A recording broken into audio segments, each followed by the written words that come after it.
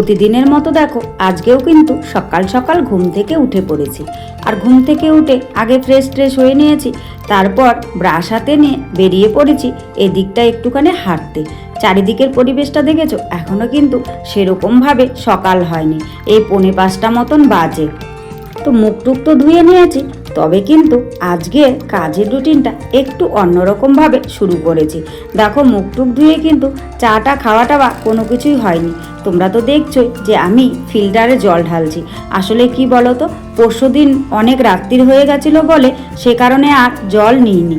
তারপর দেখি কাল একদম পাইপে জল নেই, তো জল নেই, সারাদিন প্রচণ্ড হারে জলের কষ্ট ছিল, ওই অল্প অল্প জলে কাজ করতে হয়েছে। তো আজকে সকালবেলায় দেখি জল এসেছে। তা কর্তামশাই যেহেতু উঠে গেছে, কর্তামশাইকে বললাম যে সব জল খালি, তো তুমি এক কাজ করো, সকাল সকাল চলো জলটা নিয়ে নিই। তাই কর্তামশাই জলটা লাগিয়ে দিয়েছে, আর দেখো আমি পেছন দিক দিয়ে পাইপটা এনে জল নিচ্ছি।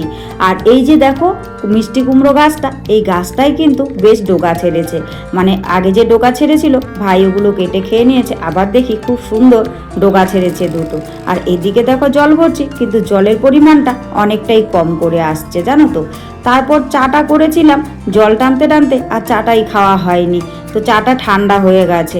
সে কারণে এখন কিন্তু চাটা গরম করে নিচ্ছি, গরম করে নিয়ে খেয়ে নেব। আর কর্তামশাই যেহেতু উঠে গেছে, তাই দেখো দুটো বাসনেই কিন্তু আমি চা বেড়ে নিচ্ছি, কারণ দুজনাই মিলে একসঙ্গে খেয়ে নেব। তো কর্তামশাই দেখি ওই মন্দিরের বাড়িটায় ওখানে বসে আছে, সকলেই উঠে ওখানে গল্প করছে। তা ওনাকে চাটা আমি ওখানেই দিয়ে এলাম, আর ওনাকে চাটা দিয়ে তারপর আমার চাটা নিয়েও আমি বাইরে চলে এলাম। আর দেখো খুব সুন্দর কিন্তু রোদ্দুর উঠে গেছে, যেহেতু ক্যামেরাটা রোদ্দুরের মুখোমুখি, তাই ছবিটা দেখতে কিন্তু একটু কালো কালো লাগছে। অনেক তো কথা বললাম, চলো এখন আমার পরিচয়টা দিয়ে নিই। শুভ সকাল আমার প্রিয় বন্ধুরা, সকলে কেমন আছো? আশা করছি যে যেখান থেকে আমার এই ভিডিওটি দেখছো সকলে ভালো আছো, সুস্থ আছো। আর আমরা খুব ভালো আছি। অরুণাচল প্রদেশের এই ছোট্ট পাহাড়ি গ্রাম থেকে আমি মামনির সংসারে আরও একটি নতুন ব্লগে তোমাদের সবাইকে স্বাগত জানিয়ে তোমাদের সবাইকে সাথে নিয়ে আজকের ব্লগটি শুরু করে দিয়েছি। আমি আশা করছি আজকের ব্লগটিও তোমাদের খুব ভালো লাগবে। আজ হলো বুধবারের সকাল, আর ঘড়ির কাঁটায় বেজেছে সকাল 4:45। আর 4:45 থেকে আমি তোমাদের সবাইকে সাথে নিয়ে আজকের ব্লগটি শুরু করে দিয়েছি। যারা নতুন এসেছো, আমার ভিডিওটি যদি ভালো লাগে প্লিজ একটি লাইক করে চ্যানেলটি সাবস্ক্রাইব করে আমার পাশে থেকো। আর যারা আগের থেকেই আমার পাশে আছো তাদেরকে আমার অসংখ্য ধন্যবাদ। ওইদিকে আমরা চা খাচ্ছিলাম পাইপটা লাগিয়ে দিয়ে, আর বুঝতেই পারিনি এদিকে জানো তো পাইপটা জলের ইয়েতে খুলে গেছে। মানে প্রথমে তো জল আস্তে আস্তে পড়ছিল, সেরকমভাবে বানটা দিইনি, বুঝতে পারিনি। তারপর জলটা যেই একটুখানি জোরে এসেছে, ব্যাস পাইপটা খুলে গেছে, খুলে জল পড়ছিল। আর এদিকে বাইরের সিনটেক্সে লাগিয়ে দিয়েছিলাম, দেখি বাইরের সিনটেক্স থেকেও যেহেতু জল ওই পাইপটা খুলে গেছে, এই দিককার ভারিতে এইটাও খুলে পড়েছিল। তাই পাইপটা আগে লাগিয়ে নিলাম, লাগিয়ে সিনটেক্সে দিয়ে তারপর ঘরে চলে এলাম। ঘরে এসে এরই মাঝখানে কিন্তু কর্তামশাই আর মেয়ে খেয়ে দিয়ে বেরিয়ে চলে গেছে যে যার মতো কাজে। তারপর আমি আবারও কাজে লেগে পড়েছি। ও ঘরের বিছানাটা আগে গুছিয়ে নিলাম, গুছিয়ে নিয়ে এখন আমি এ ঘরের বিছানাটা গুছিয়ে নিচ্ছি। আর তোমরা তো ঘরটা দেখে বুঝতেই পারছো যে ঘরের প্যাটার্নটা আমি চেঞ্জ করে দিয়েছি। বিছানাগুলো ওই দিকটায় ঘোরানো ছিল, এই দিকটায় ঘুরিয়ে দিয়েছি। আর ওই যে ট্রলিটা রাখা আছে, ওই বাক্সটা এই দিকটায় ছিল, ওটাকে ওই কর্নারে দিয়ে দিয়েছি। দিয়ে এভাবেই কিন্তু ঘরটাকে একটুখানি নতুন লুকে সাজিয়ে নিয়েছি।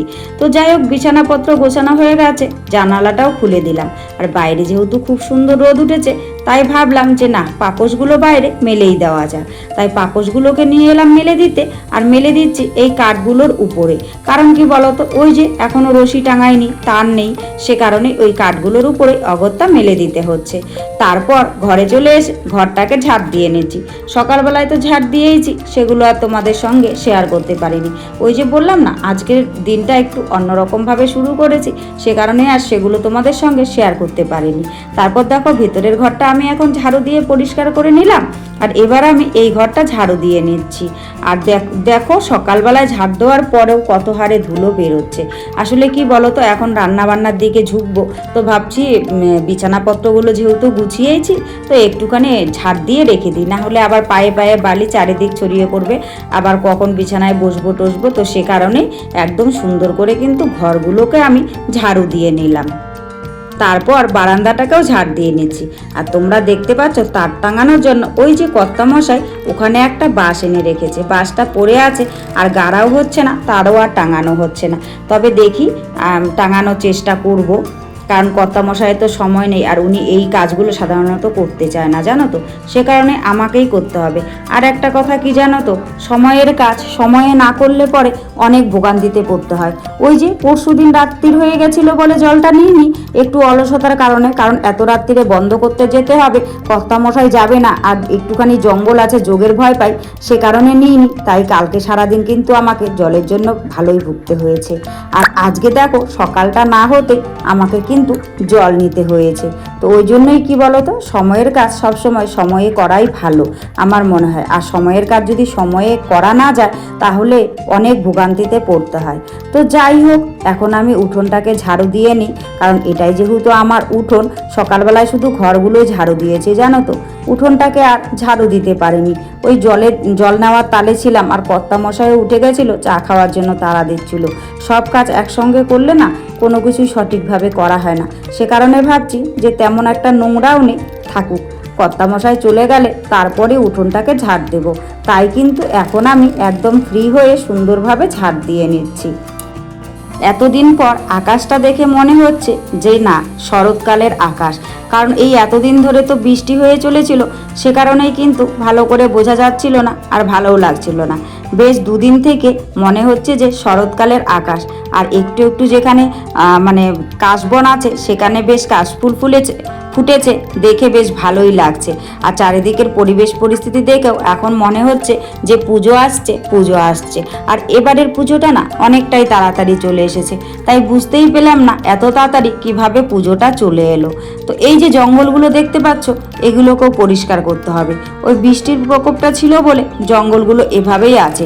তো এখন বেশ কিছুদিন রোদ উঠলে পরে এই জঙ্গলগুলোকে পরিষ্কার করব। তো যাই হোক, তারপর কিন্তু উঠোন টুটন ঝাড় দিয়ে ঘরে এসে হাত মুখ সব ধুয়ে নিয়েছি। ধুয়ে একদম রান্নাঘরে চলে এসেছি, কারণ দুপুরে রান্না বান্না করতে হবে। কর্তামশাই আজকে দুপুরে ঘরেই খাবে, তো কি রান্না করব তাই ভাবছিলাম যে না, ডিম আছে, ডিম অমলেট করে তরকারি করি, কারণ ডিম সিদ্ধ করে তরকারি তো সব দিন খাই, আর সব দিন ভালো লাগে না। তাই আজকে একটু রান্নাটা চেঞ্জ করে দিলাম, ডিমগুলোকে অমলেট করে নিলাম। আগে দুটো ডিম অমলেট করে নিয়ে এবার আমি তরকারি করব। তোমরা হয়তো ভাবছো মানুষ আমরা তিনজন, ডিম কেন দুটো অমলেট করেছি। আসলে ডিমের অমলেট মেয়ে খায় না, ও খেতে ভালোবাসে না, ও সেদ্ধ ডিমটাই ভালোবাসে, সে কারণেই ওকে একটা ডিম সেদ্ধ করে দেবো। তো আমরা দুজনাই খাবো বলে দুটো ডিম অমলেট করে নিয়েছি।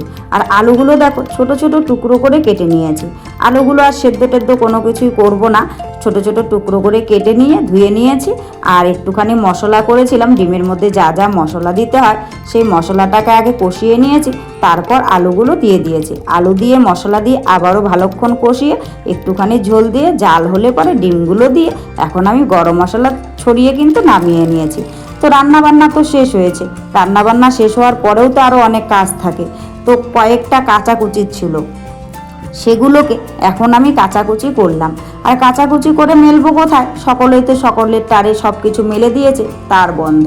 সে কারণে এই যে এই দিকের যে কাকার ঘরটা আছে, তো কাকার তারগুলো দেখি ফাঁকা আছে, আজকে তেমন কিছু মেলে দেয়নি, তাই এইদিকে এসে অগত্যা আমাকে মেলে দিতে হলো। তারপর ঘরে চলে এসেছি, ভাবছি ঘরটাকেও সুন্দর করে মুছে নিই, কারণ এমনিতেও তো মুছতে হবে। আর সিঁড়িটাতে একটু জল ঢেলে দিই, তাহলে হবে কি সিঁড়িটা বেশ ভালো পরিষ্কার হয়ে যাবে। আর কয়েকদিন ধরে সিঁড়িতে তেমন করে জল ঢালা হচ্ছে না, ওই জল নেই বলে। তো আজকে যেহেতু জল আছে, তাই সিঁড়িতে আমি জলটা ঢেলে দিয়ে ভালো করে ধুয়ে দিলাম। আর এই জায়গাটা যেহেতু একটু গর্ত টাইপের জল জমে আছে, ওটাকে পা দিয়ে ওই দিকটা সরিয়ে দিলাম। তারপর এখন নেতা নিয়ে এসে আগে বারান্দাটাকে মুছে নেব, তারপর আমি ঘরগুলোকে কিন্তু সুন্দর করে মুছে নেব। তো যাই হোক বন্ধুরা, সব মিলিয়ে আজকের ব্লগটি তোমাদের কেমন লেগেছে অবশ্যই কিন্তু তোমরা কমেন্ট করে জানাতে ভুলো না। আর আজকের ব্লগের যদি কিছু ভালো লাগে তাহলে প্লিজ একটা লাইক করো।